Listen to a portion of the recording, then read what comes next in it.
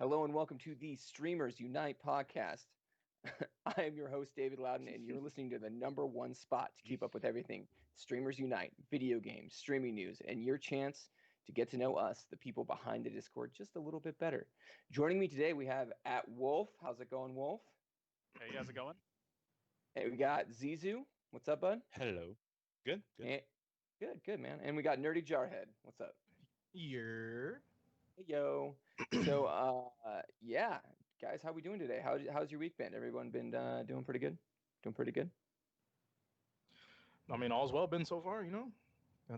Got a lot of juicy things to talk about in the last few days, all of a sudden. So, yeah. I'm excited for that. Yeah. Stuff is happening real fast. Real fast. So before we start, I just want to make a huge shout out to the Streamers Unite Discord. We actually hit 600 members this week, so I think that's a huge accomplishment for us.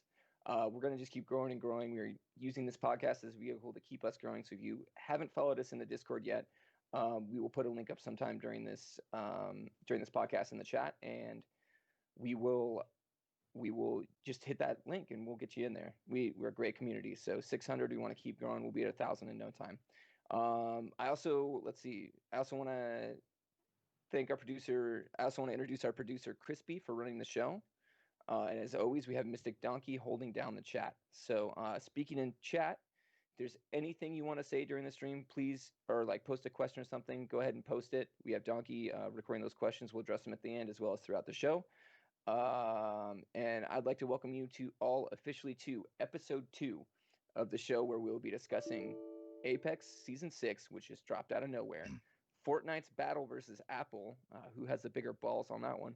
Hitman 3 VR, which looks pretty dope. We also are going to talk a little bit about Shroud, and if we have time, we're going to touch on some of the Ghost of Tsushima DLC. But first, we'd like to start Streamers Unite with just a tad bit of housekeeping. So here we go. We're going to just go right into housekeeping. First off, I'd like to go over Streamer of the Week. Each and every week, our community selects one streamer to highlight that is deserved of the title Streamer of the Week. You might be asking yourself, well, am I a badass streamer? How do I become Streamer of the Week? The answer is simple. Be active in the community, network, and just be an awesome streamer when people come by your channel. This person is selected by the Discord, and it's up to every one of you to pick the best streamer each week. Feel free to throw up suggestions into the chat for next week's Streamer of the Week. So anyone who has someone in mind, throw them up. And the person that I'm actually going to be highlighting today is actually someone who's been very active in the Discord, been an awesome member of the community. It's Ichabon 3000, everybody. Let's give him a little round of applause, everyone. Right? Yeah, he freaking did it, man. He's been super active in the community. Pretty dope. He's been very super dope. He is, seriously, dude. He's been awesome. He's been helping streamers out. He's been lurking. I mean, I think honestly, I've never seen someone go up for the poll go up and see someone get that many votes that quickly than Ichabon did. So he is extremely deserving of it. If you want to catch him, he's usually on later at night. He plays Dead by Daylight, FIFA, NBA, and NBA 2K20. So if you're a fan of any of those games and you like watching him, he's a great streamer to watch. Very entertaining, very fun, very interactive, very helpful. So great guy. Highly encourage you to check him out. Also, we have a program in our Discord called Torchholder, where basically as Torchholder, we as a Discord are pushing you forward to become affiliate. Torchholders are never not affiliated. They're people that come into the Discord, they need our help, and we help them out as fast as we possibly can. We usually put a torch in within 4 or 5 days, 3 to 5 days usually. Does that seem about right? Yeah. So yeah, about 3 to 5 days. About 3 to 5 days. That's a good ballpark, yeah. Yeah, that's what we like to do. So it's basically our rocket ship to affiliate. So once again, if you're active in the Discord, if you're just an awesome person, we love to put people like that in this Torchholder program. So since we just had the Torchholder, the last Torchholder get affiliated, who was the last one? Does anyone remember? It was. Was it Pika's? Was it? Was it Pika Girl's Boy? Was that it? Anyways, our last Torchholder actually was just came up right before the podcast. So we're going to take this time to announce the new Torchholder, who is Herky Jerky. You can find out more about him in the Discord. Herky Jerky plays Rainbow Six, Overwatch, and Madden. So another streamer to look out for, who's awesome, and we're going to be looking to push this person towards affiliate. So we're going to need all y'all's help. So the next topic in our housekeeping, third topic, we're going to go over who reached affiliate this week. Each and every week, we want to go over the people who've just been awesome and have gotten affiliate. Some of these people, it takes them a while, so we just want to recognize everyone for their achievement because it is a big deal to reach affiliate. Oh, it was Fizz. Sorry to it was interrupt. It was Fizz. Fizz. Yeah, It was Fizz Fizz. TTV. That's right. That's right. Fizz It was TTV. Fizz. Made the last, Yep. was our last torch holder, and we pushed him through pretty quickly. 3 Z's TTV at the end. Anyways, so these people are deserving all the glory for what they've achieved between their hard work and their community support. They have achieved their goals of reaching the coveted Twitch affiliate. With that said, let's highlight some of these awesome streamers. Let's see, and this is just in order as they got affiliated this last week. Just Call Me Souls. He's a big Dead by Daylight player, and he achieved affiliate this week. We got FaZe Crockpot, an awesome. FaZe Crockpot's a great guy, man. Like, if you haven't checked his streams out, I'd highly recommend it. He plays a little bit of Brawlhalla, a little Minecraft, a little Fall Guys, and he's just fun to watch. Wild Weast also made affiliate this week. He plays Valorant. He was a previous torch holder as well, so we've pushed 2 torch holders this week, which is awesome. He plays Valorant, Valley Guys, and League of Legends. We also have Cthulhu675. He plays Dead by Daylight, Call of Cthulhu, which is pretty funny, and Red Dead Redemption. And then Fizz TV, the torch holder, plays Hyperscape, NBA 2K20, and 2K WWE 2K19. And then just squeaking in at the very end of this week, actually today, is Gaming with Melon. Great community member, been a part of this community for a while, very supportive guy. He plays a lot of Rainbow Six Siege and been playing lately Telltale The Walking Dead. I highly recommend you check all those streamers out. They are great people. They're all really cool. We usually, when someone's close to getting affiliated, a lot of us get really involved with them and kind of learn these people. So I highly encourage you all to check them out at some point. That you can find them all in the Discord if you're interested. So these streamers worked hard to get there. So let's give them a little round of applause again, guys. We're going to be clapping a little bit in this Discord. You know what I mean? I like the claps. Yeah. Yay. Yay. All right. The good work. Good hard work. Good work. Yes. And then the final housekeeping I'd like to announce, we do have 2 brand new mods in the Discord. That is Weast, Wild Weast is a new mod in the Discord, and Just Call Me Souls is actually a new mod in the Discord as well. They're both people who just newly got affiliated, and they're here to help us with the community. So feel free to reach out to them and say hi and say congratulations for achieving the mod status as well.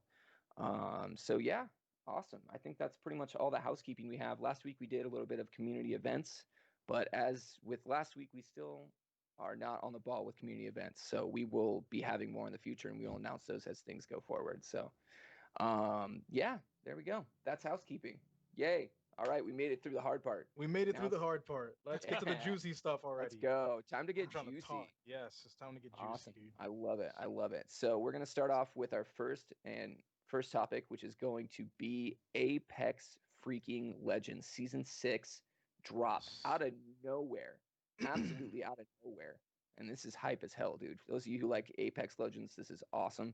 So I'm going to lead as always. I'm going to start out by reading part of an article. And then from there, we're going to just kind of have an open discussion about it because that's how this podcast rolls. So here we go. This is Apex Legends Season 6 release time plus all Season 6 updates explained. I pulled this from Eurogamer, and it's written by Matthew Reynolds. It's pretty short, but I think we'll have a lot to talk about. So Apex Legends Season 6 gave us a number of new updates, including the headliner of a new Battle Pass and a new Apex Legend character, Rampart. Alongside, it also came with other additional features and tweaks, such as changes to the map and a new crafting system. This page explains the Apex Legends Season 6 release time and what else to expect in the latest Apex update. So Apex Legends Season 6 release date is August 18th, which is today for most regions. Yeah. And it'll be available for the following Apex Season 6 release times. It just UK is going to be 6, so it's out now. I'm just going to say it's out now. Of course, you might want to wait a little for maintenance and download times for patches on your chosen area. Additionally, it's possible for updates to be delayed due to last-minute issues, as well as what happened with December's game like last December, basically there was an update that there's some issues and they had to work them out. Assuming all goes well, you should be playing season 6 not long after it drops. So here's what is included in Apex Legends Season 6 update. New Apex Legend character Rampart, an expert modder, has made her name in the underground fighting clubs. A new crafting system allowing you to collect materials to replicate or upgrade weapons and equipment from stations dotted around the map. Map changes including a new launch site area within the World's Edge and a replacement of the drill site with the countdown facility. And staging areas in the middle of the map are more including the stopping of the train. New weapons, the Volt SMG, which I think Nerdy will have a lot to say about. Yes. Season 6 Battle Pass with 100 levels of new unlockables, include legendary skins, Apex packs, loading seasons and music packs, and ranked modes in Series 6. So let's start out. This is a good list to start about. We'll just kind of go through this topic one by one. We'll start with the new crafting system available. Actually, let's start with the new character, Rampart. You want to start with Rampart? Okay, Yeah, Rampart. Honestly speaking, and I played. I did a short stream earlier just to both get some content out and get a feel for the new season before we spoke about it. But I've got to say, she is probably going to get some tweaking because she's just a tad. Maybe the shield that she drops will get a little bit of tweaking because she's a little bit. I guess I don't want to say OP, but she's very strong. But as far as characters who have been released on drop date, the day of the first hour of playing, she's extremely balanced. There's no like, wow, this has to go right now, and we could just take advantage of it until they nerf her, or wow, she needs to get buffed and she's garbage. No, she is pretty well balanced, just right out the gate, which is impressive, because Apex has had plenty of problems before with weapon balancing or character balancing and things of that nature. But honestly, with the way she is, she's a very defensive character, but can also be offensive. If you give her enough time to set up, that's your fault. You'll be in trouble. Her shields are you can't shoot through them, but you can't shoot through them at the person behind the shield, but the person behind the shield can shoot at you. But they do take time to deploy, so it's a real I don't know, 50-50 between giving them enough time to set up, and if you do, then well, you're kind of SOL. But if you don't give them enough time, then they have to work around that, and it's not just immediately, oh, there's a Rampart, we got to run because we're not going to win this fight, which is honestly it is pretty good. It's a pretty interesting system that they got working on. I don't know if anybody else has anything they want to say about her, but she's pretty good for the time being. So I was just going to ask, what are her special powers specifically? You seem to be you're going to be the expert on this, Nerdy, because I think you're the Apex guy right now. I usually play Apex a little bit, but I have not gotten a chance to pop into season 6 yet. So go ahead. Yeah, she's okay. So what she does is, I don't know if you're familiar with Watson or if anybody else is familiar with Watson. How she drops down her ultimate, which is like basically a trophy system if you play a lot of Call of Duty. Rampart drops it has the same kind of drop system, except it is a deployable shield in which you can destroy while it is being dropped. So be careful where you place it. You can't just place it in the middle of a firefight.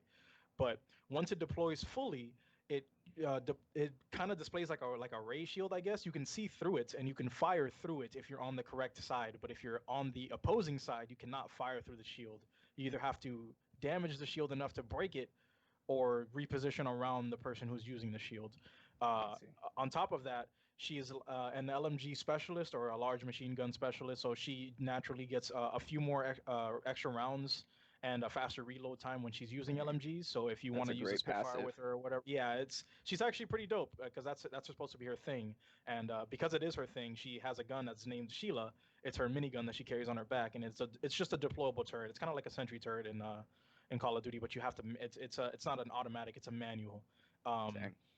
And if you honestly, the turret is not really as good as her shields, because the good part about her shields, and I don't know if people in here have been playing Apex or if you're listening to this at another time, I'll just go ahead and explain it real quick. Back, I believe it was season 2 and 3, we used to have disruptor rounds, which were rounds that did extra damage to shields. So if you had like an alternator or an RE45 and you slap those on, you could do like 40-50 damage to shield, and then it would just do regular damage to HP. Well, if you shoot through her shield that she deploys specifically through the shield, every gun you fire becomes disruptor rounds. So she can. So not only can you not shoot at the person while they're shooting through the shield, but they also have disruptor rounds to hit you with. So you have to make very split-second decisions to either move or think that you have enough time to break the shield and start doing damage to the person. So again, she's a very defensive character, but if you give her enough time to set up, you will be in trouble. Which is that's the kind of game you have to play. You have to play the timing game. You have to push awesome. ramparts very hard, or you'll be hit very hard. And it sounds like it can backfire quite a bit. If you happen to get on the other side of that shield, you're kind of screwed. Yeah, you're definitely. I mean, if they, if they run up to you or whatever, and you try to reposition on the other side of the shield, you just put yourself in the worst position ever. But you might not have a choice because you have to move over to the other side, et cetera, whatever may happen. So that is a very rush necessary person, a legend rather. Cool. But yeah, does anybody else have anything they'd like to say on her, or if they don't know about her, it's fine. We can just. Zizu or Wolf, are you guys Apex people? Have you played much Apex? I haven't played Apex in a hot minute, but I did. I was looking at a lot of tweets today about the Volt SMG. Apparently, from what I've been reading, if you shoot it through Rampart's shield, the entire magazine of the Volt can deal up to 1,000 damage if you hit every bullet. If you hit every shot, yes. And that's because it becomes disrupted rounded once you shoot through. Once you're shooting through the shield. Sounds very OP. Speaking of the Volt, it is a gun that is near and dear to my young destroyed heart through FPSs. Because it was a Titanfall weapon. Yes, it is a Titanfall weapon, and it is pretty much a carbon copy from how it was in Titanfall. It has very little recoil. I'm pretty sure the magazine size is different, but they did that because they brought back in the extended energy mag, so you only start with 19 rounds. But if you hit all 19 rounds, it's almost basically another 99, but energy wise. If you miss, you're screwed. If you hit every shot, that person is pretty much destroyed. That's it. Like they're gonna go down very quickly. The only stipulation would be energy ammo pools are very rough. They did bring the devotion back into the game as a floor loot weapon. And speaking of the R99, they put it into the care package, so now it is not a ground loot weapon anymore, which really shakes up the meta. So now the R99 is not a ground loot. Nope. It's a care package weapon now. Like now you get it with the Kraber, with the Peacekeeper, and an R99. Now all of those are in a care package, so you cannot use the 99 anymore.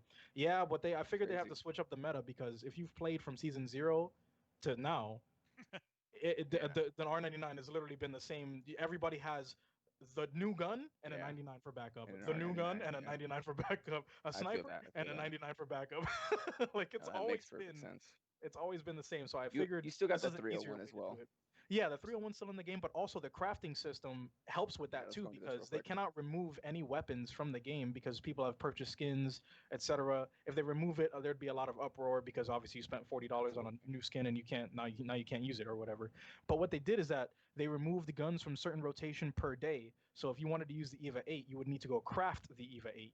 It is not a floor loot weapon anymore. Or if you want to use the longbow.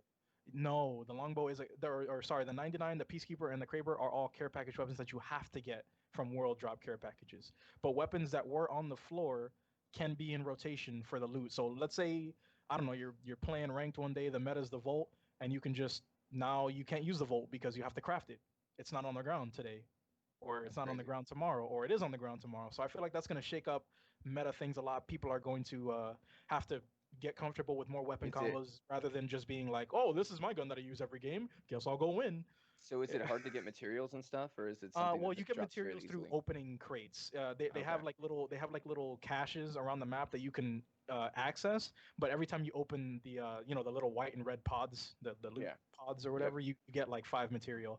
And I believe to craft certain items it's usually like 20, 25 or 30, and you get 5 per opening the loot pill. So and I believe you get 10 on the cache. So you can, there's some versatility to it. You won't be able to grab anything like right off the gate unless you land in a pretty dense area that has a lot of either pills or the caches. But it gives people a chance to not be destroyed by the same 3 or 4 weapons every single game because they'll be putting them in different rotations now. So it's probably going to be very healthy for the meta. So they made the gun rotation more random. So like each time you jump into a game, the guns that are available to grab are per different. Day. Oh, per day. Okay. It's per day. So like let's say today the longbow is not in the game. You have to craft a longbow. You cannot just grab a longbow off the ground. You have to craft it from the crafting system thing. Same thing with the mobile respawn beacon. And there's weekly rotations and daily rotations. And the weekly rotation is the mobile respawn beacon. So you'll never find it on the ground. You have to craft it from the thing. So if you ever want a mobile respawn beacon, you must have crafting materials and you have to go craft it. So okay. So Cool.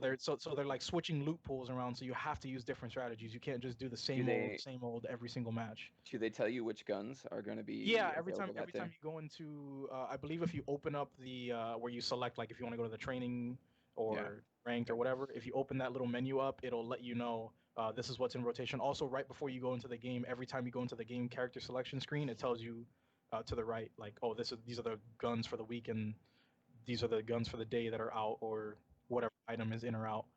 All right, and then lastly on this is our last thing, and then we're probably going to move on. Battle Pass, how's that looking? Anything hype in there? Anything cool in there? Definitely.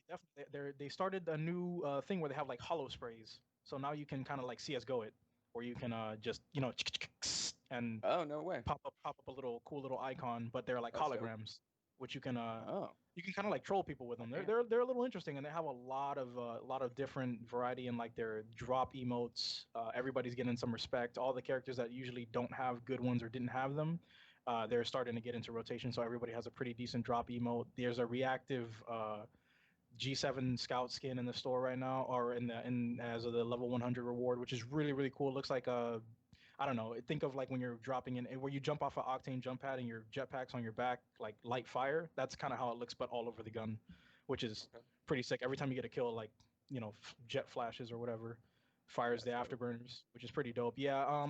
And I believe they have a few music options. Opportunities to get the crafting materials or skins for the new character. I was gonna say any hype skins that we can look forward to that you noticed. In the pass itself, yeah, there's a pretty hype Pathfinder skin, there's a pretty hype Rampart skin, and there's a pretty hype Wraith skin, I believe. I'd have to get back, but I'm almost positive it is those three, and they do look very good. The pass is very saturated too. It's like every 5 or 10 levels you'll get a like a loot bot now, so you don't have to be like, well, I get one at level 10 and then at level 63, sweet, I gotta wait all the way up there. Like, nah, they're kind of spacing out the content a little bit more fairly now, so you don't feel like you're just when the hell do I get this thing? Yeah. Cool. So that's also good too. They're working on making everything a little bit more tolerable. The challenges are a little bit better. You get a little bit more rewards for them. They're moving up. They're moving up in the world for sure. Good, making it more. I mean, like every just battle fun, royale, and it's just not a takes some time they're just trying to make it not a grind. They're trying to make it like an enjoyable experience through and through. Yeah. I know with the last season 3 and I played a lot of season 3 and a lot of season 4, and I know for those especially it was just a grind, especially when you got to level 100 and it was like, okay, I'm at level 100, now you got to go 10 levels before you get another item, and that did not feel great. So I'm glad that they kind of alleviated that a little bit. They're starting to amp it up a little bit and making the character rotations a little better, et cetera, et cetera. So the metas are switching. Nobody's seemingly too overpowered yet or whatever. We'd have to go a little bit further and see if anybody finds exploits or they find out how to use Rampart a little bit better, and then see where they have to tweak from there. I mean, the experts and the pros are going to find stuff that is like insane.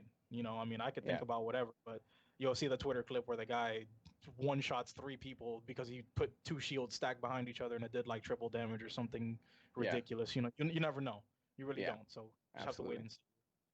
Cool, man. Cool. Well, that's anybody else have any last thoughts on Apex as a whole, or any thing on season 6? No. Yeah, Sid's actually had a question in a chat. He was asking about the shield. Oh, I'm sorry. The enemies can use the shield for them. They'll get the disruptor rounds if they're on the opposite side. Like, you have the front side where it's defending you, and then you have the back side where you get to shoot through. So the enemies, if they're actually behind the shield, they can shoot through it and get those disruptor rounds. Yeah, the disruptor rounds are on the shield itself. So if you're looking through the blue end, you get disruptor rounds. If you're looking at the orange end, that is the end where you cannot shoot through. That is very important to know. Blue, you can shoot. Orange, move, run. You will die. So it can flip around on you real quick, real fast. So all right, let's move on from this topic. It's pretty hype. You'll probably find some of us playing that. I know after that talk, I know I'm probably gonna hop in there and see what I can do with season 6. I've been out for a season, so it's time to maybe pick that one back up. So hey, the next topic that we are going to talk about is Fortnite versus Apple. This is something that we've all been talking about this week and been trying to start conversations. I'm telling everybody, hey, save it for the podcast, because we all have very strong opinions about this. And so I'm going to read through a lot of some of this article. I'm going to try and cut it back because this is a long article. This is from The Verge. It's written by Shima Gerberberg. That is quite the name. That is quite the name. That might be like that might be like one of those handles that they use when an author doesn't want to, Put you their know. name. Yeah. I don't know. It's got Nat, so who knows? Anyways, Apple and Epic have gone to war with the two companies clashing over Apple's App Store policies. Epic, in process of Apple's 30% fee for any digital transaction on its iOS platform, attempted to circumvent things with a direct payment option in Fortnite, leading to Apple banning the game entirely. But Apple's Fortnite fight isn't just over a particular policy from the App Store. It's a battle that could decide the future of one of the key parts of Apple's presence and future. One key part of Apple's present and future business. The 30% Apple tax is beating the hearts of Apple's service business, which has emphasized its growth on the iPhone business starts to slow. The line of revenue has become a critical part of Apple's business, and a bright star executives have been able to print on an earning report in recent quarters. Labeling the revenue line as services lets Apple obscure where the money is really coming from, and on stage, Apple executives tend to talk about the prestige products like Apple Music, Apple TV Plus, Apple Plus News, or Apple Arcade. But the money from these services is dwarfed by Apple's cut of the money flowing through its App Store and the power to force major players like Adobe, Spotify, and even Epic to pay the toll. So when Apple squares off over Fortnite, it's not just fighting over the app or one policy, it's protecting one of the key resources of revenue in years to come, and a source that could lose permanently if Epic comes out on top. The App Store may have started out small, but today, okay, I'm gonna skip that part. Actually, let's just stop right there. This probably gets good part to Yeah, stop. for sure. This is probably what we're Yeah, gonna talk definitely. most about. I'd also like to read this tweet. It's from Epic Gaming News on Twitter, and this came out yesterday at 11:39 a.m. If you want to go kind of look at some of the threads on this in Twitter.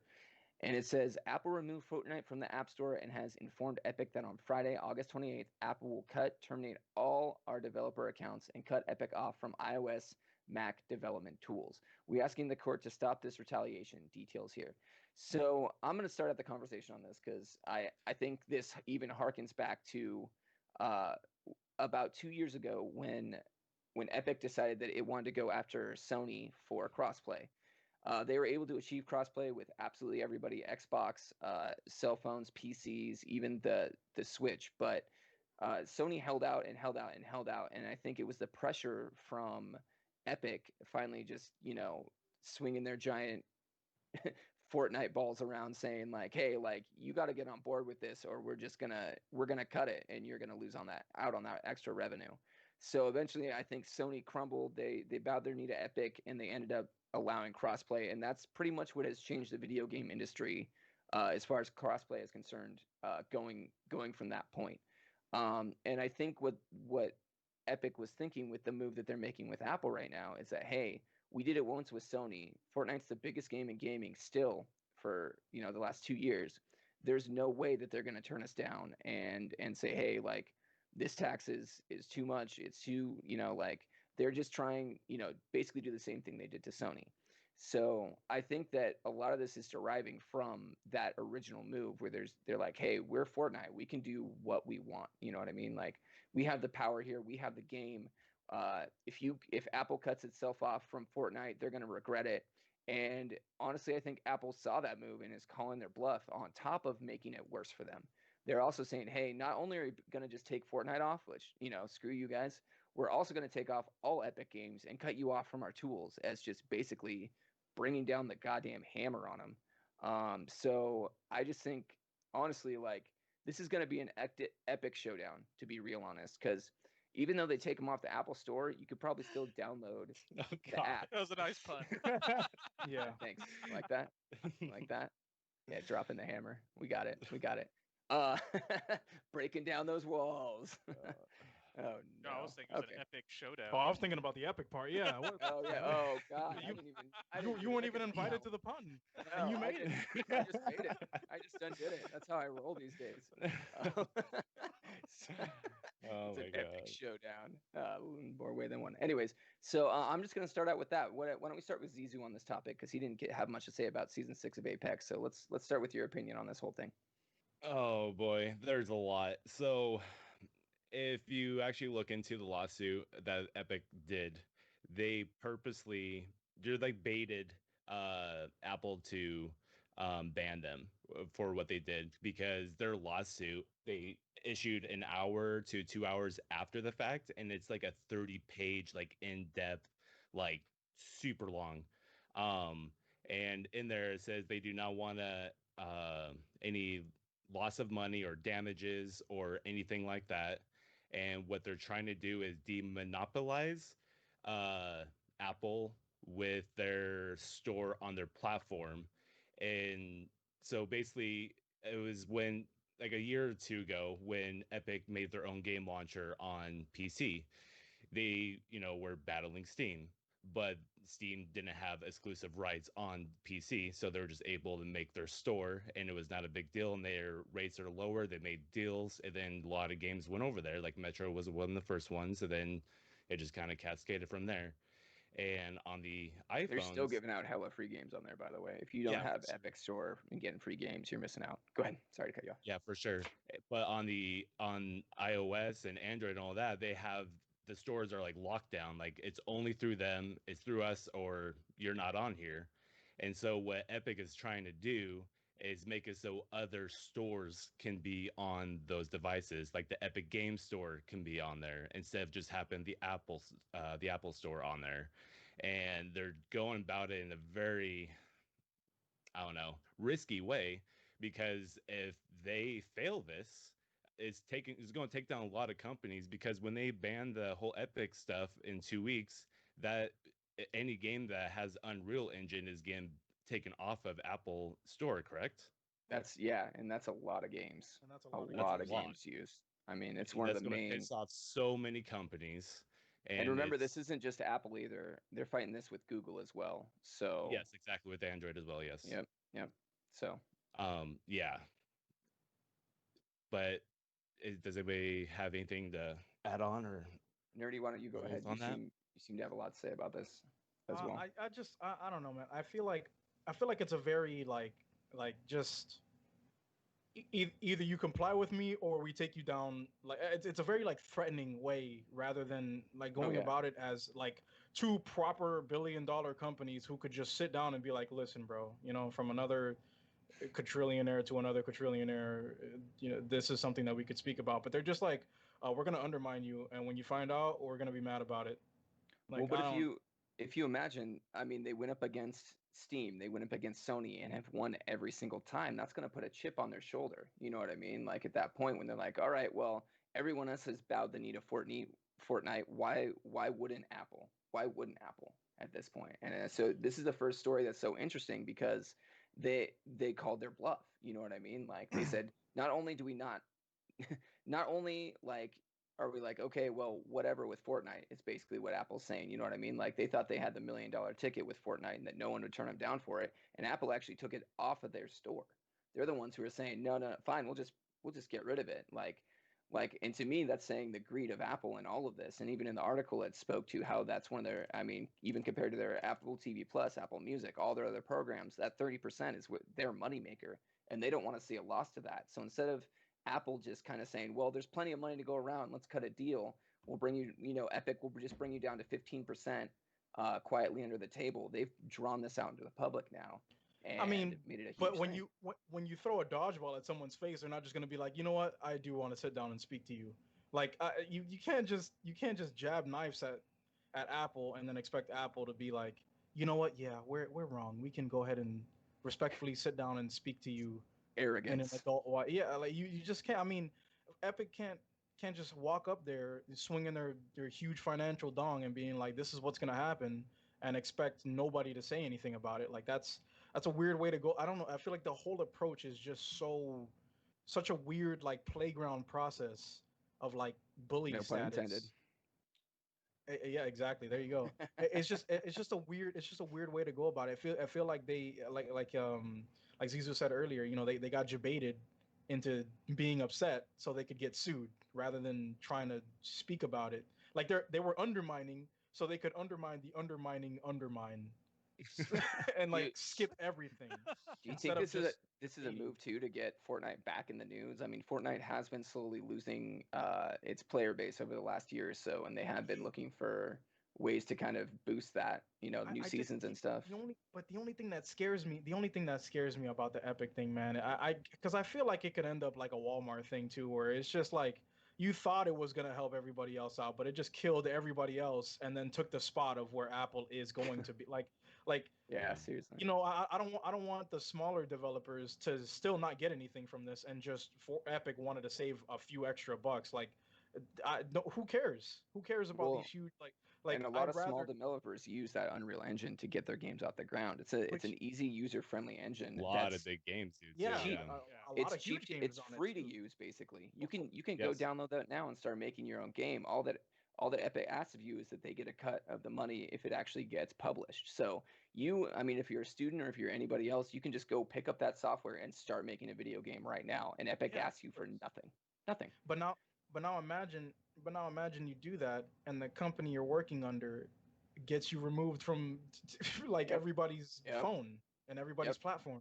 So what your game was having success, you're literally the only people who are getting ruined are the smaller people in this equation, and that's unfortunate, because if they would have just went about it as a company should have gone about it in a very respectful manner, now they're just saying like, I'm the king and I have 200,000 men.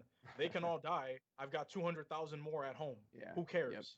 And that's a really, I don't know, man. It's a really strange way to go about it. I don't like the Lord Farquaad. Some of you may die, but that is a sacrifice that I am willing to make. Like, that's not how this works. That's a deep Shrek reference right there, but I love it. But you can't just ruin other people because I said so. Yeah. What are you for? Well, Wolf, you want to jump in on this a little bit? Yeah, you were saying like how Epic didn't want to they wanted to save money, is what you were saying. I mean, in all reality, they're not saving money in the first place. The 30% was on top of their because it's a free platform. Anybody can make anything for Apple. Apple still wants to get their cut because you're putting your product on their platform. So to sit there and say, hey, we're just going to work around your terms of service that we literally agreed for putting our product on your platform, and we're just going to take all the money for ourselves and still use your platform. So, the problem is there's no other alternative, and I think that's where the problem's coming in. They have that you have to use, if you want to get on an Apple phone, you have to use the App Store. They don't allow like an Epic Store on there. So like if they had somewhere else they could go that say was giving a 20% cut, that's the problem. And it's like no other platform, not even Steam, charges 30% to be on. Yeah, but I feel like that's not I don't feel like this is a door opener. I feel like this is just, as soon as Epic gets in, they're closing the door behind them. That's literally what they're doing. Yes, I mean they're literally shutting this down. This doesn't seem like you know what, everybody has to get in on this. They're just like, no, why am I denied access to this club? It should be me and you in this club, nobody else. Like, it doesn't seem like a noble cause. I don't know. I mean, it sounds like a lot of whiny babies. A lot of babies it really does, because they're not getting what they want. Exactly. And it doesn't sound like, you know what, other people need to be able to use these platforms, and we need to be able to get, other good competition in here, because good competition is good for business, etc. We can all improve. It doesn't sound like that. It just sounds like, listen, bro, you're making money off of this, and I want to as well. Nobody else has to. I just want to make money with you. Yeah. No. I'm not going to rally behind that. That doesn't sound correct. I mean, I understand where they're coming from, but it doesn't sound like they're coming from it from the right reason. It just sounds like they're just really just trying to sneak around terms of services that they agreed to already, like Wolf said, which is, I don't know. Wolf, you have more to add to this, Wolf? I'm sure he does. I did. I lost track now, but but yeah, no, it's like, I mean, they agreed to a terms of service putting their product on this platform. And you said, they don't have another, payment process to be able to use, another store, but they don't have to put their product on Apple. They chose to do that. You know what I mean? Like, what about the user base? I mean, you're instantly missing out on a giant user base for your game at that point. You are, but then again, that's also a choice you have to make going to Apple. You're going to gain that user base, but you've got to fork up the payment, as it was the rent, to be able to use that platform to gain that revenue. Okay. Which also makes sense. Yeah, I mean, that it does. Well, I think the problem is that it's not just necessarily having to pay that gatekeep fee. I think part of it is the amount. and the 30% is like, I mean, that's a lot of money, especially, I mean, that was Epic's whole point with opening up the Epic Game Store in the first place, is that Steam was charging too much, and they were only charging what, 15%, half of what Apple's charging. So, and but why not address that instead of ducking under the, like, instead of hopping over the rail to not pay for the train, just addressing that's $1 million whole question right there. Yeah, They could but all be that's making tons of money. You know what I yeah, mean? and they could just address it properly, like, you know, owners of huge companies should probably be able to address properly. But one of them was just like, I don't feel like paying for it. You don't feel like paying for it? All right, Jim, just go under. Just a rock in a hard place. You know what I mean, basically. Zizu, do you have any last comments before we move on from this topic? Whatever's going to happen with this is going to be a mess, regardless. And there's the small people are probably going to get the biggest hurt on it, and Epic probably is going to lose just because of the TOS that they signed on Apple, like right there, like because they already agreed to it, so you can't just be like, well, I didn't know about this. No, you definitely knew. They'll probably lose it because of that. Okay, and then real quick, we're going to move on to, since we're talking about Fortnite, we think we want to talk about the new skins coming out. So Fortnite Joker skins, the Last Laugh bundle provides new clues about the PS5 release date. This article is more important not because of the Fortnite skins, but basically because of the PS5. So Fortnite developer Epic has made a surprise. Oh, sorry. This comes out of Express. I really don't know that, and it's written by Liam Martin. Developer Epic Games has made a surprise announcement this week confirming plans to bring Batman villain Joker to the Battle Royale. Following the re-release of Batman, Catwoman, and Harley Quinn on Fortnite, Epic Games unveiled a brand new bundle featuring the Joker. It's part of the Last Laugh bundle, which includes Joker, Poison Ivy, the Mattis Rex outfit. The only bad news is that fans will have to wait a long time till November 17th till the release date rolls around. The news was announced in a special blog post from Epic. Jesus. Yeah, it's a while out. Following the return of Batman, Catwoman, Harley Quinn, Fortnite, we need to shine the bat signal once again to bring the news coming this fall. Batman arch nemesis the Joker arrives in Fortnite via the Last Laugh bundle releasing November 17th. Check out all the Joker offerings bring below. And then, interesting, the Last Laugh bundle has also been confirmed for PS5 and Xbox Series X. Indeed, Epic announced it will be available in time for the launch of the next-gen console. Likewise, the Last Laugh bundle will also be available in physical form or a digital download. The Mastermind of Chaos, okay, they keep talking about it. Epic even addressed the elephant in the room, announcing that the Last Laugh bundle is coming to mobile and PC. Let's see. In case you missed the news, Fortnite has been removed. Yeah, this is all stuff more. So basically, they announced that this new Last Laugh bundle is going to be coming out on, November 17th. And so there's wide speculation that this is going to be launched right alongside the PS5 and Xbox One. So basically the speculation is the big news that you need to pull from this is that November 17th is going to be a day that's either shortly after the launch of the PS5, Xbox One, or it's going to be the launch date. Let's go ahead and wildly speculate about if we think that's true or not. Go ahead, Wolf, why don't you start this one out? I mean, it's a Fortnite Joker skin. That's really awesome. But it has, I mean, rumor is being that it's saying that this Last Laugh bundle is going to be available November 17th. It does kind of shine light that we could be getting a release date of the PlayStation 5 on November 17th, since this bundle will still be available on the next gen consoles, which is huge because everybody, including me, are waiting for the PlayStation 5 and Xbox Series X. I don't know who, I don't know, even PC players, I don't know who's not, ready for these to drop. No, they are, absolutely. So, Zizu, any thought on this? I've always thought that new consoles are going to be dropping that week because of Cyberpunk is coming out November 19th, and they say they'll be out on the new consoles day one.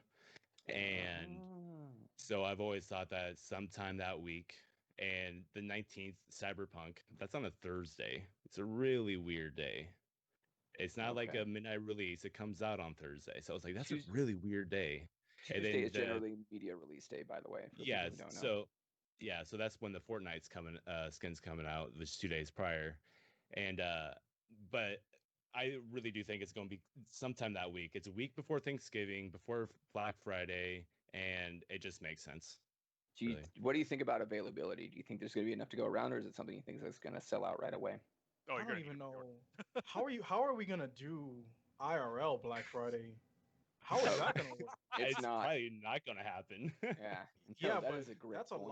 that's a miss out of so much money, bro. I didn't even think about that, but like, cause you brought it up, I'm thinking like, how you are definitely not social distancing when it's the last PS5 and you're 10-year-old Timmy in the corner over there wants Fortnite. You're punching the crap out of grandma and taking the PS5 for yourself. You're gonna rip her mask off so that she's distracted. You know what I mean? So I don't know how that's gonna. That's a weird thing to think about as well. But I feel like it's gonna be. I feel like it has to be a shortly after. I don't know if it would drop. I feel like it's kind of weird to drop the same day that you get the console. Only because like I feel like people always have that little test period where they like want to figure out, how their system works, to log in on all their stuff, get all their things ready, whatever, etc. Make sure it's ready for streaming, whatever. So you don't. It's always weird when you get like a bundle console thing. You usually set up the console and then like play tomorrow because you spent so much time like setting everything up. Like 200 updates as well. Yeah. So it might. I mean, it might be earlier than the 17th, and this might be like a day or two after, just to give everybody that prep time. Also, sometimes on launch days consoles be real weird. We had like we had like the malfunctioning PS3s and PS4s like day one. PS4s day one Yeah. were not great. So, all right, we got to move on from this topic. Okay. We're gonna pop up with a video here for everyone to check out. All right, that was a pretty badass video. I'm not gonna lie. I have always been a pretty big Hitman fan. These newer games I have not been able to get into as much, but I do enjoy that IO Interactive has been doing a really bang up job on them. Both 1 and 2 were released episodically, and this third one looks like it's going to be pretty epic. The one takeaway I take from that video, though, for sure, is that it's going to be PSVR, but it's not only going to be PSVR. I think they're going to have their standard.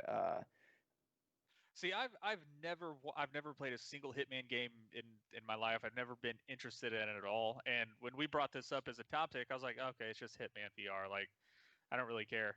But we watched this video, and I was like, man, I actually kind of want to play this. It kind of makes me feel like, because I just watched the John Wick movies, I kind of feel like I'd be John Wick in this movie or this game. Hell yeah, dude. Hell yeah. It looks pretty dope. And that when he was talking about the idea of like you're actually crouching down in the grass and looking up, and suddenly there's someone just like a figure above you, and how powerful that can be. I don't know if anyone has anyone here played much VR?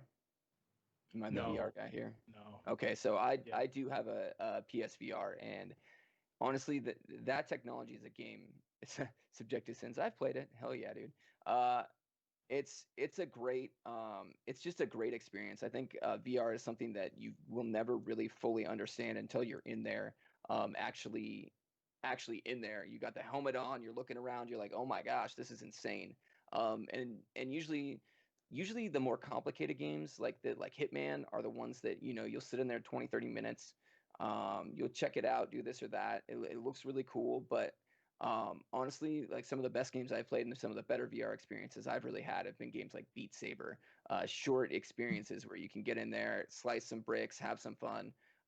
One big concern I do have about this Hitman game is that they were talking how it's going to be a controller-based game. So with PSVR, I feel like whenever you're using a controller, it makes the game feel a little bit more clunky. It makes it feel like you're not in it, as opposed to using the actual move controllers to control the world around you. I feel like I think I've used the move controllers. I've also used the gun peripheral for the PSVR, which works fantastic. I mean, if you ever get a chance to play Doom VR with the gun peripheral, it's a game changer. You feel like you're sitting there holding a gun. You can hold the gun peripheral out in front of you, rotate it around, and it looks like you're looking at an actual gun. So it makes a huge difference. And I'm afraid that with Hitman VR, I mean, even if you don't have the two move controllers, like this seems like a perfect opportunity for that, because you could have one move controller using your hand around, and then you have another one as a gun, and your arms will move independently. But I feel like with a controller, it's going to be just one. You're just going to have one peripheral, and so it might kind of change the experience quite a bit because of like your physical feeling based on your mind feeling. But overall, this game looks hype as hell. I mean, what do you think, Nerdy? Yeah, no, I do understand what you mean. Taking you out of the focus like that. I mean, imagine being at a gun range with a controller. Like you Yeah. don't feel the actual gun. You don't feel like you're in the motion Well, of a one weapon. You one just have great like, example of this. Sorry to cut you off, but no, you're good. it's firewall, Firewall Zero Hour. So that's a game. It's basically Rainbow Six in VR. And so there's one way you control it, and there's two ways you control it. You either have the gun and you can actually move around, dip, dodge. It's really awesome. Or you have the controller and you literally have to sit out here with the controller and act like it's a gun, and you're kind of like awkwardly steering your way around this or that, and it really takes you out of the experience, to be honest. Yeah. And Yeah, so that stuff. Yeah, stuff like Mhm. that is, I don't know. I mean, it might not be too immersion breaking for people.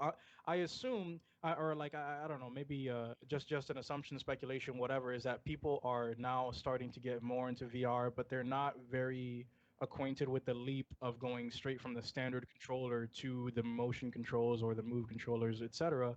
So they're trying to maybe start it out with the controller and upgrade as they go to see how people react to it.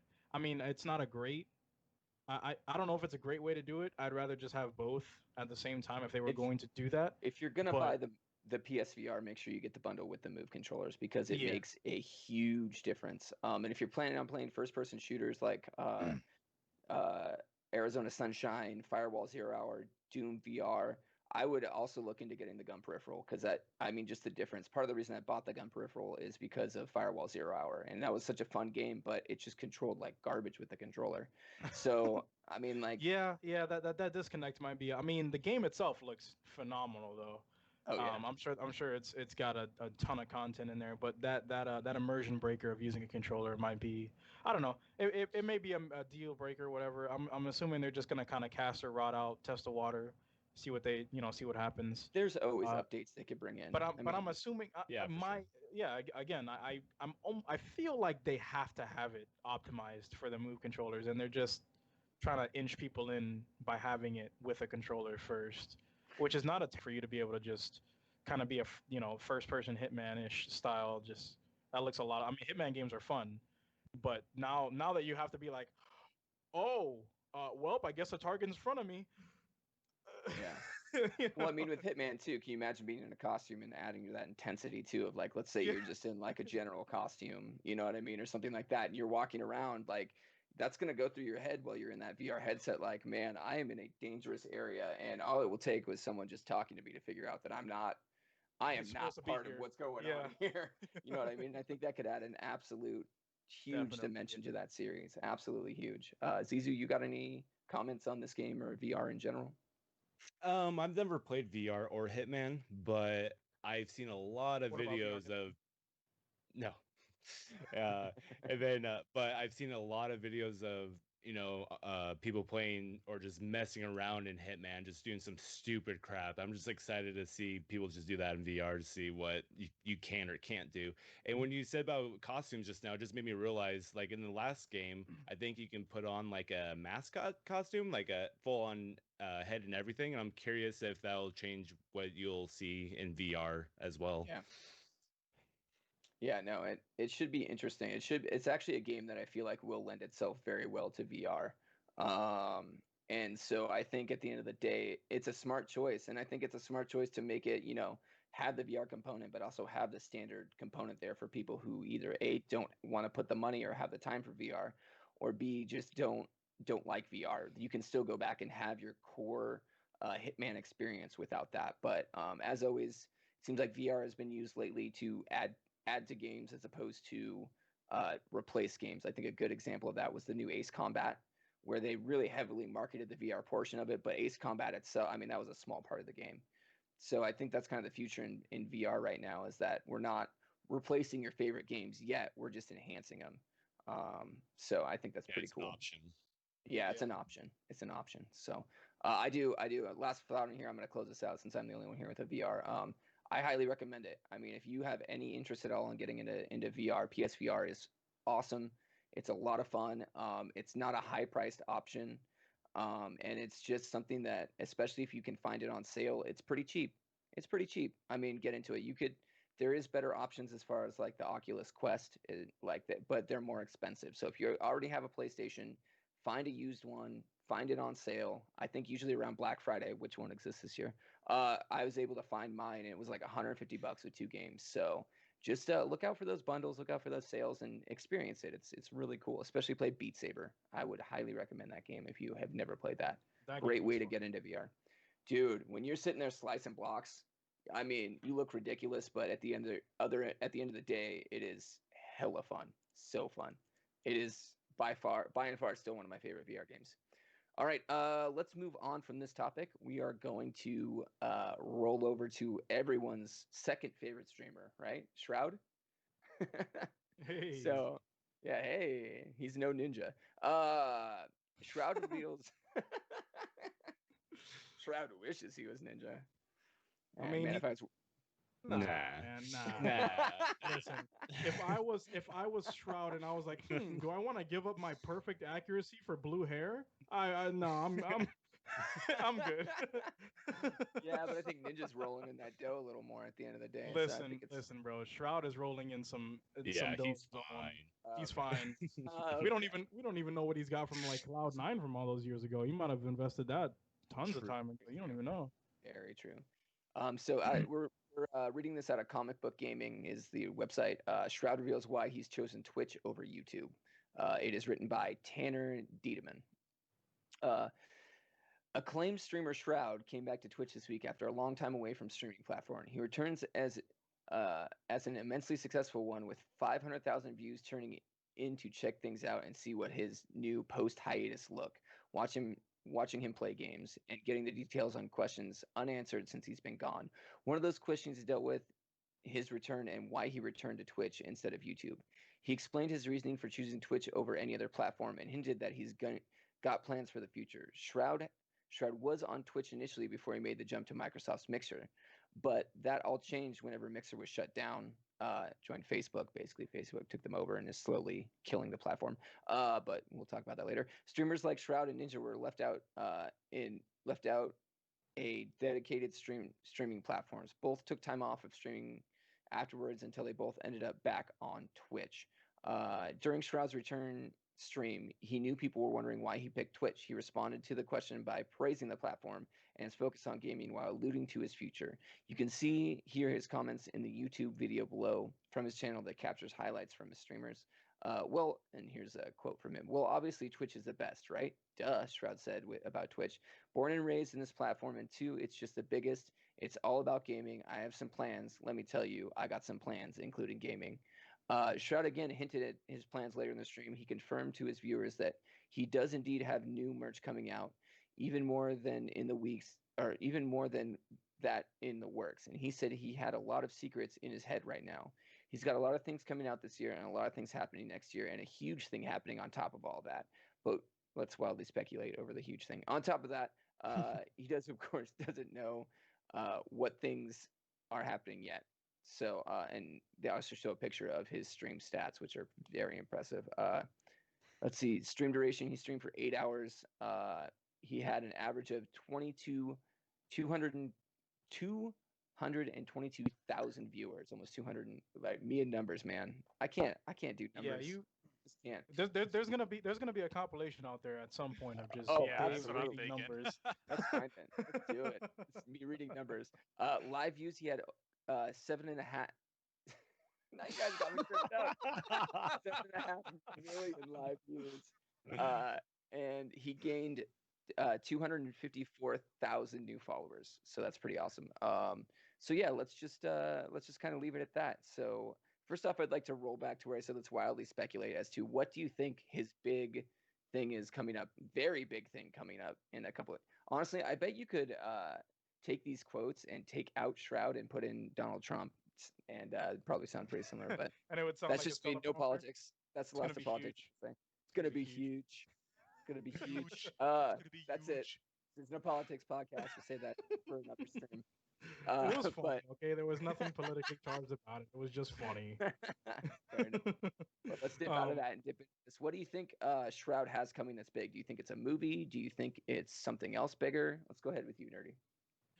No, a movie's a good one. That's actually a pretty interesting one. But I feel like when Shroud says I've got huge things coming or I've got amazing stuff coming, he's very like humble with like how he sees huge. Because like when you hear somebody like Ninja speak about something huge, he's like hosting the Grammys or like out of nowhere or like he has like a whole brand new $18 million stream room or something like that. But I feel like He, Shroud's just gonna be he's like, also on that dance show, the yeah, Masked yeah, Singer. exactly. The Mass Singer, like huge news is like astronomical. But I feel like Shroud would be like, dude, I got something huge coming up, and he's like moving to a new house or something, or he's got a wife now. He puts He's got RGB like in a the whole background he's got for the like a whole stream. new streaming setup or something going on.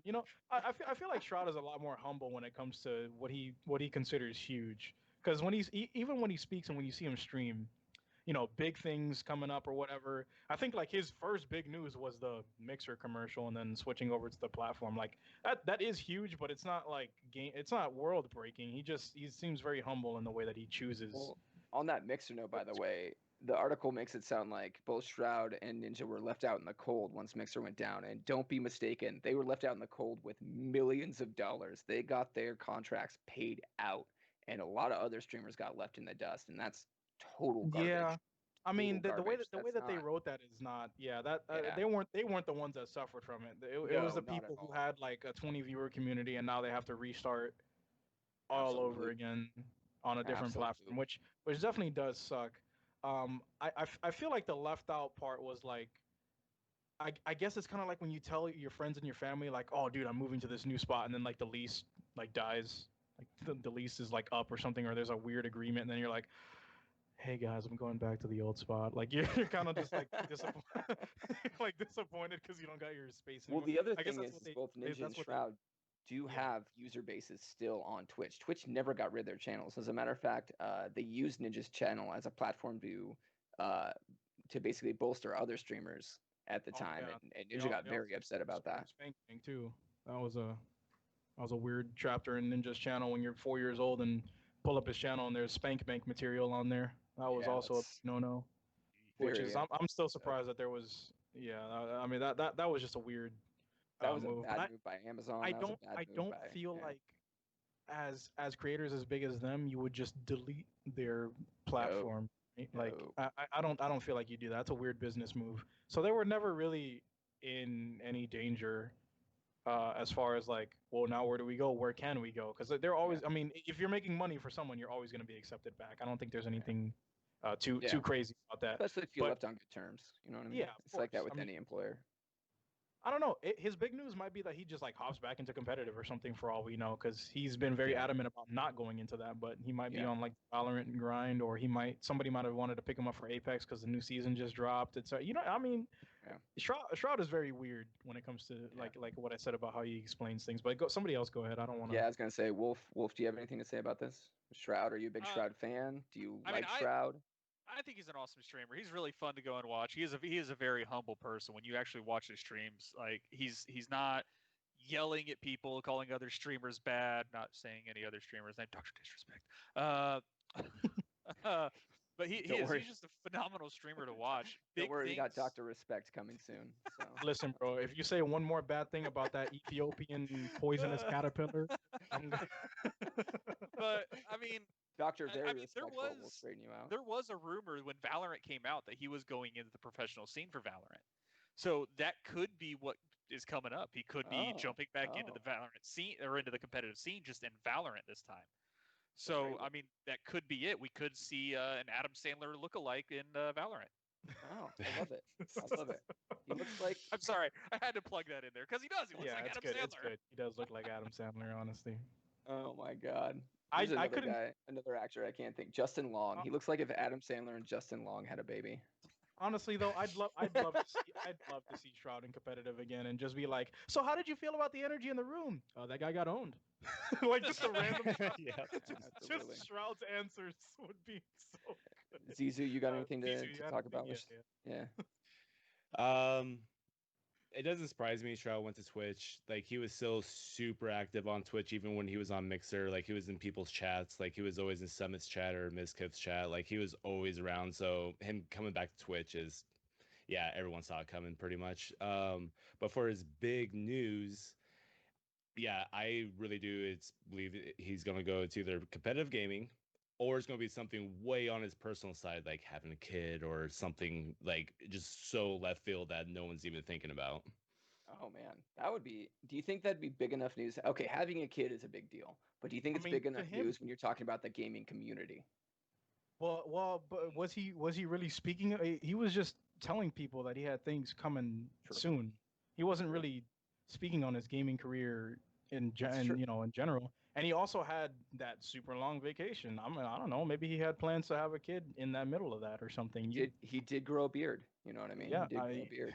he grew the dad beard. You know, he's got the Oh my gosh. he's got the dad Did he also goatee. put on an extra 10 pounds? Because that's how you Yeah. know, man. Oh You know yeah, for sure if that's yeah, the case.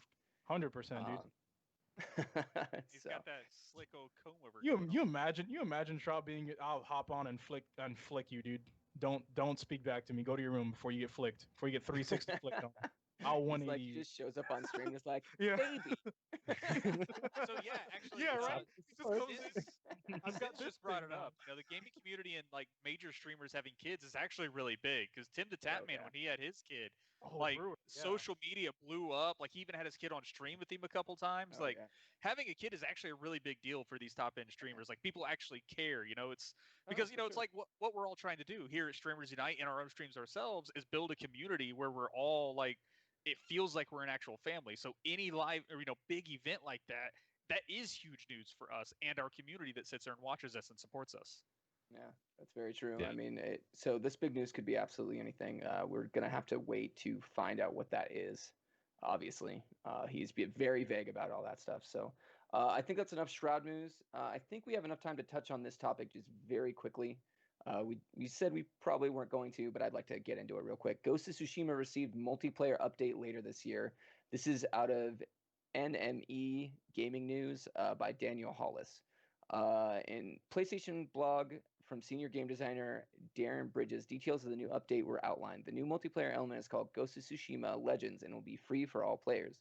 It is expected to release later this year, however, no specific date has been mentioned. Legends is said to be inspired by Japanese mythology, and compared to the base game, it'll be more focused on being hunting and fantasticalism. The mode will be completely separate and remains detached from the main story. Legends puts players into a team of 4 and will include multiplayer classes to choose from. So the 4 classes are Roman, Hunter, Samurai, and Assassin, and will be playable classes when the update launches. Each will come with their own abilities, and which will be revealed closer to the launch. So, did any of y'all get a chance to play Ghost of Tsushima, Sucker I Punch's played first the last heck game? out of that game. Yeah, that game is amazing. The only thing that scares me about something multiplayer dealing with a game like this is that people will be like, "Oh, it's just For Honor but more pretty." Like I feel like they're gonna have a lot of weird hurdles to get over because I agree. it seems like it might be Well, it could either be insane or played out like very very too similar from to what I was reading, it's going to be more like you go on adventures with this. So it's not like you're doing like you're not battling each other. It's going to be more of like, okay, here's some adventure missions. Yeah. Groups who come out on top of, let's see, here it is right here. Let's see, as a team of 2 players will embark on a series of combat focused story missions that Bridges describes as a new magical twist that is often requiring careful synchronization with your other players. So it's going to be very different from For Honor.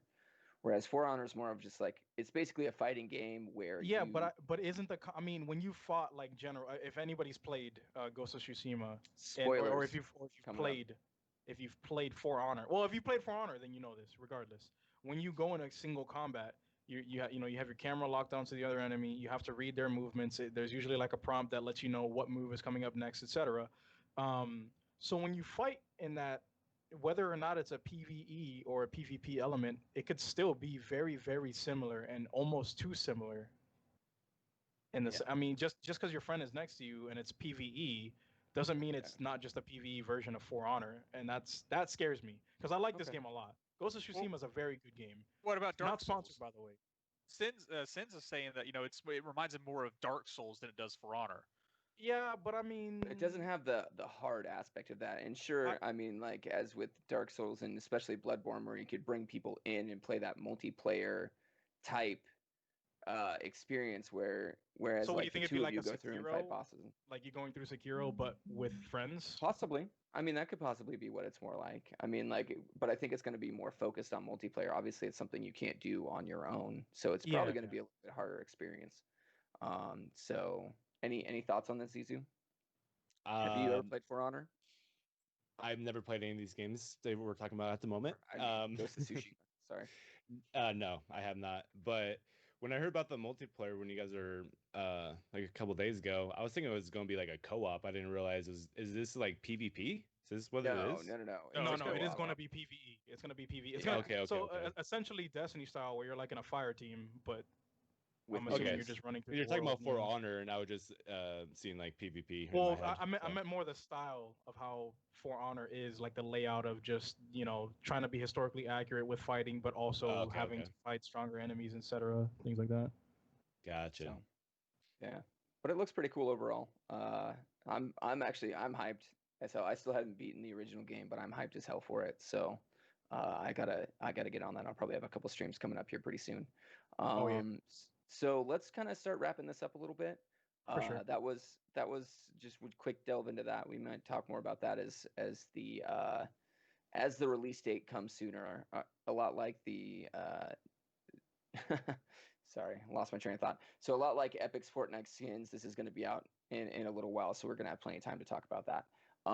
So anyways, yeah, now we're just going to take some time and talk to the chat. So does chat have any questions right now that you'd like to address with us, or anything that, I mean, like anything you'd like to talk about? I mean, Sins is talking about Ghost of Tsushima, mix of Bloodborne and Monster Hunter.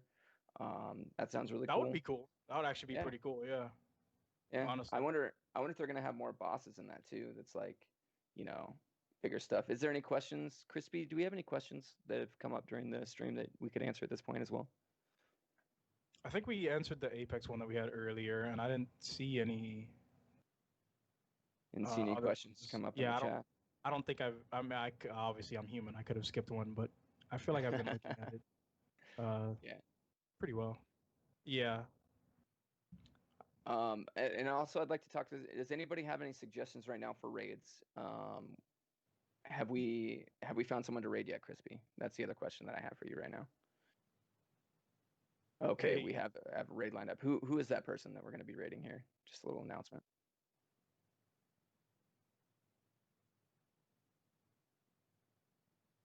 Okay. Okay. Very cool. So stick around for That's what's that. up. Hell Yeah, we're gonna have a concert. Mystics confirming there's nothing in chat to talk about. At this time, does chat have anything they want to know about us? Throw it in Anything? now, or Any forever hold your questions? peace. You Yeah, gotta if you wait got till any next questions week. about the podcast, or if you have any questions Yeah. for each one of us specifically, go ahead and ask. Anything? You will be Uh, condemned to next Tuesday if you do not speak. let's go through this real quick. Zizu, when are you gonna be streaming next? I will be streaming in about an hour and a half. All right. That's when I'll Oh, be streaming. Perfect. Man. Yeah. Perfect. So stick around. If you want more of Zizu, just check him out in an hour and a half. Follow him on at Zizu Gaming on Twitter. He will probably say when he's going up on there. Nerdy, when's your next stream, by the way? Oh, here we go. Perfect. Definitely my next stream is going to be about tomorrow around 7 p.m. Eastern. EST. Okay. What are you going to be playing? Definitely Apex, man. I got to get my content in. Nice. You already know. You already know. I love it. I love it. I love it. Wolf, when are you going to be live, brother? I will be live tomorrow, probably around 7 or 8 o'clock Eastern, be playing either Valorant or Escape from Tarkov.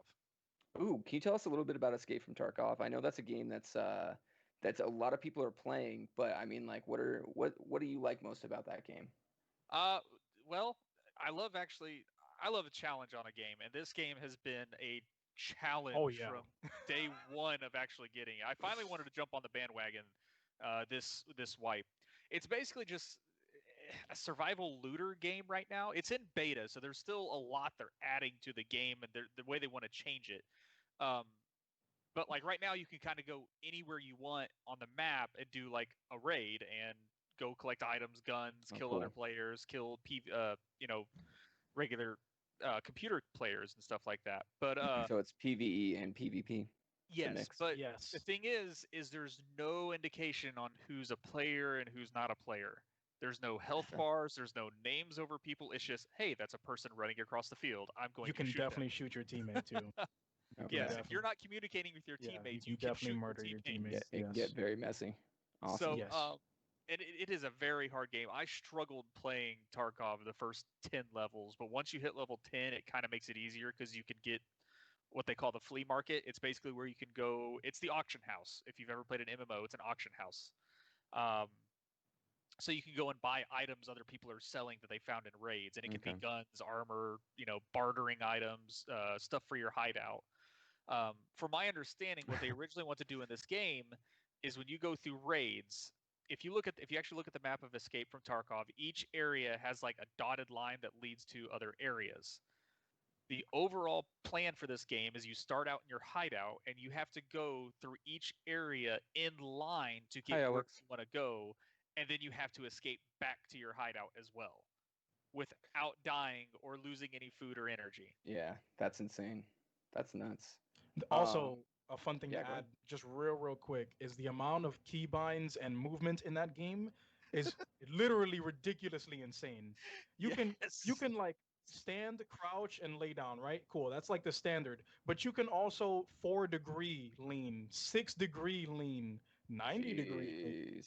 10-degree. Jeez. You can 10-degree crouch or 11-degree crouch. You can slow your movement speed, like with your mouse wheel. You can make sure, you can slow your movement Damn. speed and make sure you're not making too much grass rustling, so people can't hear you from So there's certain. just a lot of customization. and It stuff. is insane. Yes, That's cool. it is insane. And- I mean, it's just so much to do. There's so But, much to like, do. And so much guns risk. and ammo. Okay, so if you take 2 magazines with you, like one in your gun, one in your rig, and you run out of all your bullets, but you have extra bullets with you, you actually have to have pack to load the bullets into the magazine. magazine. Yes. So you have to sit there, and everybody that's close to you can hear you go. And you just- Yeah. Like you're Okay. literally putting bullets into the magazine. So it is Damn. a very realistic game. They designed this game to be extremely hard, and it is. and it is. That's cool. That's Yes. cool. So, by the way, in the chat, we had a request. We want to learn a little bit more about Zizu. Zizu? What's up? I just want to know What's a up? little bit about you. I just want to know I don't what's know. your deal. I'm chilling, Zizu plays streaming. Destiny. You and know, he's good at it. Yeah, he is. I'm he's okay a at badass it. Destiny player. yeah, I've You're played so, Destiny. You're so modest. I've been doing solo dungeon runs, which is like raids, but a little bit easier, a little bit. Here's And then yeah, I don't know. I just play a lot of games. here's But- something cool that he does on his stream. Hey, why don't you show us something on your shelf there? I Oh, don't the know. Shelf of Wonders. Oh, Yeah, man. you Yeah, can shelf of actually random click in crap his that I have. channel points, like show me something, and he'll show you anything on there. So Yeah. show us He's something just cool. gonna pull out like a live statue of like a 1993 Godzilla or something, just like Yeah, random. dude. That's No, Absolutely. I'm just saying my favorite Nothing thing too on his exciting. bookshelf over there is that Gran Turismo 5 PlayStation 3 Do it. box. Dang, Oh, I yeah, didn't even notice that's that. the collector's edition that costs a pretty penny. Yeah, Whew. I'm a Dude, you know what I huge gotta Gran get out of my Turismo fan. That's garage, why dude? I noticed I it. have the Black Ops 2 care package Yeah, from years this ago. bad boy. Nice. Oh, That's look at that! Oh, gorgeous. that's sweet. Yeah, that looks Yeah. good. That looks dope. Hell yeah. Yeah. Hell yeah. So if there's anything interesting you see on there that you want to see, hit up his stream, man. He'll show it to you. So Oh yeah. so anyways, I think we're at a point where I think we're pretty much gonna wrap this up.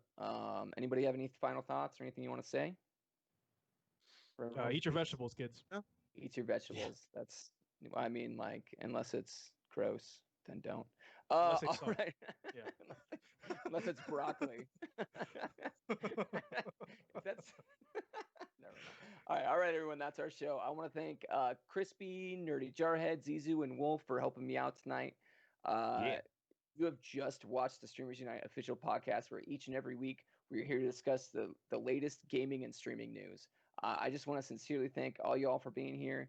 I want to give a huge shout out to Motley the Clown, Crispy, and Mystic Donkey for producing this show. They did just a ton in the past few days to just make sure this show The had its background work topics. is insane. Yeah. And Yeah, they they worked did a really lot. well. They They honestly did a were. lot. So, Listen, bro. All we have to do is speak. It's so good. we got the easy job. We got the easy job for sure. They put a lot of work into this, so I want a huge shout out, especially to Motley the Clown for all his work he's done this week. And then I just want to thank each and every one of you for being here. It is awesome to have you all here interacting in the stream, chatting. Ikaban, I see you, our streamer of the week. Go check him out. Make sure you click on him. Check his streams out as well. Remember, if you want to be highlighted, if you're looking to be affiliate, make sure you come join our Discord. When you reach affiliate, we're going to give you a shout out on the podcast. So there's a little bit of incentive to come hang out and just be a part of our community. So thank you everyone for being here, and happy streaming, everybody. Thank you so much. Yes.